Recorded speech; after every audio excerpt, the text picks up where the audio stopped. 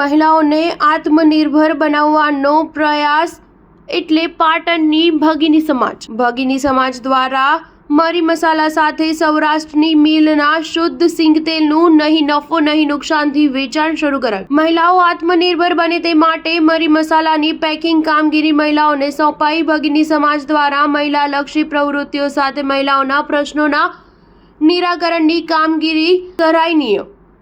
ઐતિહાસિક અને ધર્મની નગરી પાટણ શહેરમાં અનેક સેવાકીય અને સામાજિક સંસ્થાઓ દ્વારા વિવિધ પ્રકારની સેવાકીય પ્રવૃત્તિઓ કરવામાં આવી રહી છે। ત્યારે મહિલાઓને આત્મનિર્ભર બનાવવાના ઉદ્દેશ્ય સાથે પાટણ શહેરમાં 5 મહિલા સખીઓ યામિનીબેન દેસાઈ, વાલીબેન પટેલ, કાંતાબેન રાવલ, મેનાબેન પટેલ અને સુશીલાબેન દ્વારા પોતાના આર્થિક સહયોગથી તારીખ 15 ઓગસ્ટ 1968માં નાના પાયે ભાડાના મકાનમાં સ્થાપિત કરેલી સેવા સંસ્થા આજે ભગીની સમાજ સંસ્થા પાટણના નામે જાણીતી બની છે।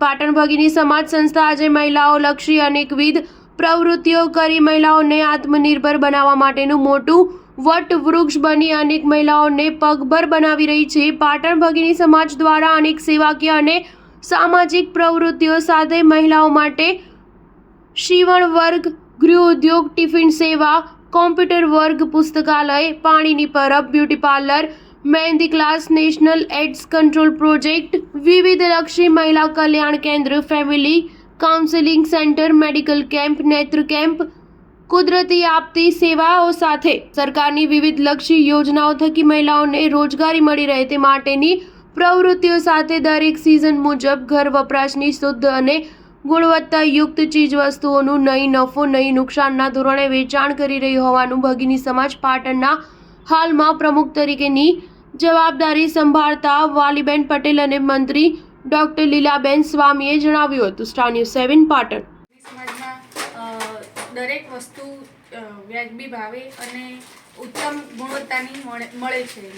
ધારો કે મરચું, હળદર, ગરમ મસાલા બધી જ જાતની વસ્તુ અહીંયા રાખીએ છીએ અને એ ઉપરથી બધાને અમને રોજગારી મળે છે, આત્મનિર્ભર બનીએ છીએ અમે અને સરસ મસાલા પણ આવે છે, એકદમ આમ ચોખ્ખા મસાલા આવે છે અને અમને રોજગારી મળે છે બધી રીતે, એટલે અમને આ કામ કરવું વધારે ગમે છે। શું નામ આપનું બેન? ટ્વિંકલ પ્રજાપતિ। ઓકે, નમસ્કાર, હું ડૉક્ટર લીલાબેન મહેન્દ્રકુમાર સ્વામી ભગીની સમાજમાં હું મંત્રી તરીકે ફરજ બજાવું છું।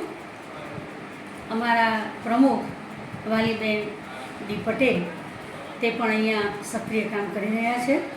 અમારી આ ભગીની સમાજ સંસ્થા એનો પાયો નાખનાર વાલીબેન છે યામિનીબેન દેસાઈ અને અત્યારે સૂત્રધાર તરીકે લીનાબેન દેસાઈ પણ અમને માર્ગદર્શન આપી રહ્યા છે। ભગીની સમાજ 15/8/1968થી એની સ્થાપના થઈ હતી। માત્ર પહેલો ઉદ્દેશ એવો હતો કે જે બહાર રખડતા સાધુઓ હોય, ગરીબ લોકો હોય, જેને અનાજની જરૂરિયાત હતી, ખોરાકની જરૂરિયાત હતી, તો એ લોકોને 1 રૂપિયામાં ભોજન આપતા હતા। ધીરે ધીરે આ પ્રવૃત્તિનો વિકાસ વધતો ગયો અને એ વિકાસમાં અહીંયા અમે અત્યારે હાલ લગભગ 30 જેટલી વ્યક્તિઓને મફતમાં દરરોજ સવારે ટિફિન એમના ઘરે જઈને આપી આવવાનું અને બીજા દિવસે ખાલી ટિફિન લાવવાનું। આ પ્રવૃત્તિ અમારી ખૂબ સરસ ચાલે છે અને એ ઉપરાંત અમારે અહીંયા એડ્સ કંટ્રોલની પણ અમારે ત્યાં જિલ્લા કક્ષાનું કેન્દ્ર ચાલી રહ્યું છે। કાનૂની સેવા સત્તામંડળ દ્વારા જિલ્લા કક્ષાએ કામ ચાલી રહ્યું છે। અહીંયા અમારે 25 થી 30 જણનો સ્ટાફ રહી ચૂક્યો છે અને દરેક સિઝન વાઇઝ અમે શુદ્ધ વસ્તુઓ ગ્રામજનોને મળી શકે એ માટે અમે પ્રયત્નશીલ રહ્યા છીએ। શરૂઆતમાં મરચાં, અથાણાં, પાપડ આ બધું થતું હતું। અત્યારે હાલમાં અમે દરેક સિઝન વાઇઝ, કારણ કે તેલની સિઝન આવે તો અમે 22 mgની મગફળી લાવી અને એને પીલાવીને, એટલે સૌરાષ્ટ્રમાં જ અમે પીલાવીએ છીએ જાતે અને ડબ્બા લઈ અને અહીંયા વેચીએ, બહુ જ નજીવા ભાવે વેચીએ છીએ અને એ કચ્ચી ઘાણીનું તેલ એટલું બધું પ્રિય લોકોમાં બન્યું છે કે અમારે વારંવાર એ મંગાવવું પડે છે અને દર વખતે એનો સ્ટોક વધારતા જ જઈએ છીએ અને ગ્રાહકોને સંતોષ આપીએ છીએ।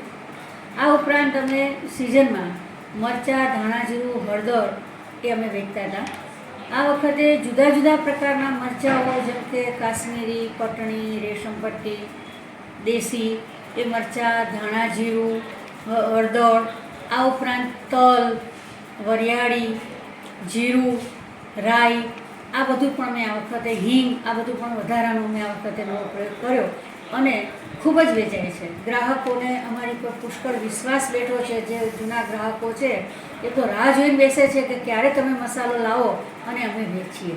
એટલે આ અમારી જે પ્રવૃત્તિ છે એનું મૂળભૂત હેતુ શું છે કે વર્તમાન સમયમાં ભેળસેળવાળો ખોરાક ખાવાને કારણે અકસ્માતે મોત જે થઈ રહ્યા છે, જેમ કે એટેક આવવો, બીપી વધી જવું અને રોગના ભોગ લોકો બને છે, એ ચિંતા રાખીને અમને લોકોને એમ થયું કે આપણે એક સમાજ સેવા કરીએ અને લોકોને શુદ્ધ અને સાત્વિક અને વ્યાજબી ભાવે વસ્તુ આપણે આપીએ તો ત્યાં આપણું ઋણ એ પૂરું થાય.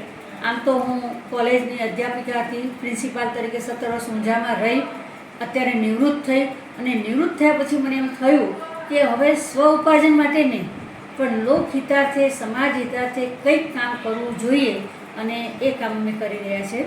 સીવણના વર્ગો પણ અમે ચલાવીએ છીએ, કોમ્પ્યુટર વર્ગો પણ અમારા ચાલી રહ્યા છે. બીજું એક ટોય લાઇબ્રેરી છે અમારે ત્યાં.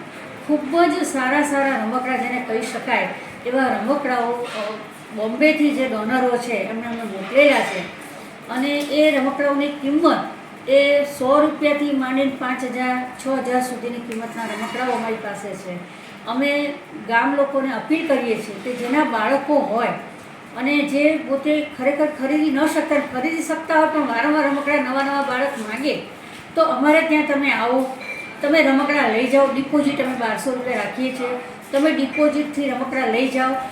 છોકરું અથવા બાળક એ શાંતિથી વાપરે અને એને સંતોષ થયા પછી એમ થાય કે હું બીજા રમકડા નવા લેવા છે, તે રમકડા જમા કરીને પાછા નવા લઈ જાઓ. આ વખતે મારો પ્લાન છે કે સરકારી શાળાઓ છે ત્યાં બાળ મંદિરમાં ને એમાં આ રમકડાઓ લઈને અમારે જવું અને બાળકો સાથે રમતો રમવી. એટલે કે ટોય લાઇબ્રેરી પણ અમારી સરસ મજાની ચાલી રહી છે. એટલે ભગીની સમાજ દિવસે દિવસે નવા નવા પ્રયોગો કરી રહી છે. એમાં આ ખાદ્ય પદાર્થોનું જે વેચાણ કાર્ય છે જે સહકારી મંડળી દ્વારા અમે કરી રહ્યા છીએ એ અમારા માટે ખૂબ ઉત્તમ અને અમને એક આત્મસંતોષ જીવનનો જેને કહેવાય એવો મળી રહ્યો છે. અમારા વાલીબેન પ્રમુખ 75 વર્ષની જે ઉંમરે પણ ડેઇલી ભગીની સમાજમાં આવવું અને બહેનો વ્યવસ્થિત પેકિંગ કરે છે કે કેમ